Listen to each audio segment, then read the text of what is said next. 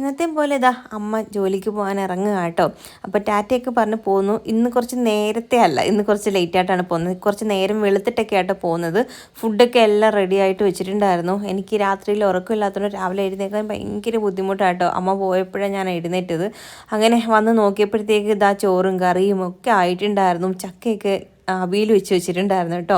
പിന്നെ ഇത് തലേന്നത്തെ മീൻതോരനാണ്. ഉപ്പുമാവായിരുന്നു രാവിലത്തേക്കുള്ളത് ഉണ്ടാക്കി വെച്ചിരുന്നത് കേട്ടോ. അങ്ങനെ പിന്നെ ഞാൻ പിന്നെയും കുറച്ച് നേരം കൂടെ പോയി കിടന്നു. അത് കഴിഞ്ഞ് പിന്നെ കുഞ്ഞൻ പോകാറൊക്കെ ആയപ്പോഴത്തേക്ക് കുഞ്ഞിന് ഫുഡ് മാത്രം അമ്മ ഇട്ടില്ല കേട്ടോ. ബാക്കിയെല്ലാം റെഡിയാക്കി വെച്ചിട്ടാണ് പോയത്.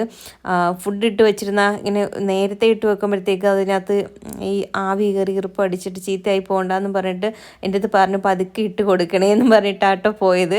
അങ്ങനെ കുഞ്ഞിന് ഫുഡൊക്കെ ഇട്ടു. ആ ഒരു സമയം കൊണ്ട് കുഞ്ഞൻ വെള്ളമൊക്കെ ഒഴിച്ചു. പിന്നെ ഞങ്ങൾ രണ്ടുപേരും കൂടെ ഇതാ ഉപ്പുമാവ് കഴിക്കായിരുന്നു. ഞങ്ങൾക്ക് രണ്ടിനും വേണ്ടി മാത്രമേ ഉണ്ടാക്കി വെച്ചുള്ളൂ കേട്ടോ. അത് കഴിഞ്ഞ് ഇതാ കുഞ്ഞൻ ജോലിക്കും പോയി. അപ്പോൾ ഇത്രയ്ക്ക്